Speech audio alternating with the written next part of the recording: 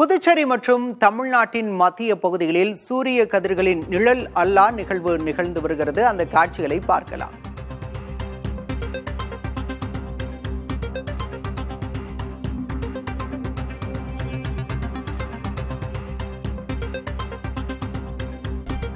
புதுச்சேரியில் இன்று நிழல் இல்லா நாள் என்ற அரிதான வானியல் நிகழ்வினை காண சிறப்பு ஏற்பாடுகள் செய்யப்பட்டிருக்கின்றன. அந்த காட்சிகளைத்தான் பார்க்கின்றோம்.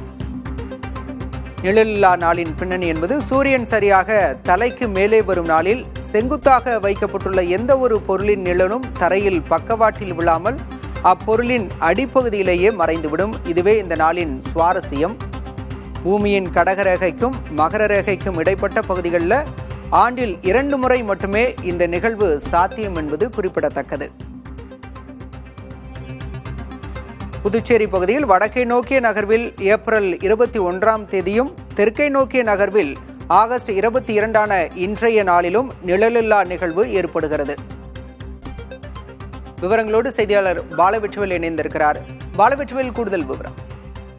பாலசுப்ரமணியம், பூமியினுடைய சுழற்சி பூமி 23 டிகிரி சாய்ந்திருக்கிறது. இதன் காரணமாக இந்த ஆகஸ்ட் மாதத்துல நடுப்பகுதியில நிழல் இல்லா நாள் தோன்றுகிறது.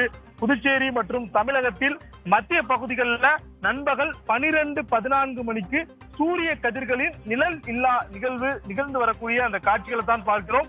ஒளிப்பதிவாளர் ஸ்ரீதருடைய அந்த காட்சிகள்ல பள்ளி மாணவர்கள் சுற்றிலும் நின்று கொண்டு அவர்களுடைய நிழல் அவர்கள் மீதே விழக்கூடிய அந்த அறிவியல் பூர்வமான விளக்கத்தையும் அந்த நம்ம காட்சிகள் வழியாக பார்த்து வருகிறோம். நிழல் இல்லா நாள் என்பது சூரியன் சரியாக நமது தலைக்கு மேலே உச்சி பகுதியில் வரக்கூடிய ஒரு அதிசய வானிய நிகழ்வாகும். இந்த நேரத்தில் செங்குத்தாக வைக்கப்படும் எந்த ஒரு பொருளின் நிழலும் பக்கவாட்டில் விழாமல் அடிப்பகுதியிலேயே விழுந்து மறைந்து விடுகிறது. பூமியின் கடகரேகைக்கும் மகர ரேகைக்கும் இடைப்பட்ட அந்த பகுதிகளில் ஆண்டின் 2 முறை நிகழக்கூடிய இந்த நிகழ்வு ஏப்ரல் 21 தெற்கு நோக்கிய நகர்வின் காரணமாக இது ஏற்பட்டிருக்கிறது. பண்டைய காலத்தில் செங்குத்தாக குச்சியின் நிழலை வைத்தே நேரத்தையும் பருவகால மாற்றங்களையும் நம் முன்னோர்கள் கணித்தார்கள்.